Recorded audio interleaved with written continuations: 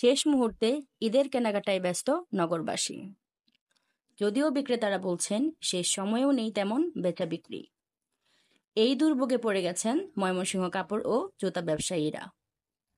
লাখ লাখ টাকা ইনভেস্ট করেও পাচ্ছেন না ক্রেতার দেখা। এই নিয়ে ব্যবসায়ীরা যা বললেন।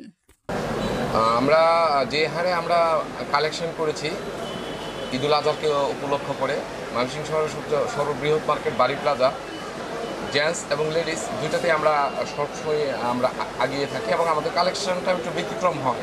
সে অনুপাতে আমরা কোনো কাস্টমার পাচ্ছি না। দেখেন বেলা 1টা বাজে, এখন পর্যন্ত আমরা বনি বা হয় নাই আমাদের। বর্তমানে আমরা যে পরিমাণে মাল উঠাইছি ব্যবসা বাণিজ্যের অবস্থা চরম খারাপ, এখন খুব অবস্থা খারাপ। এখন যে ব্যবসার পরিস্থিতি, এখন দেখেন কত কত দামি দামি মাল তুলছি, কিন্তু কাস্টমার কম।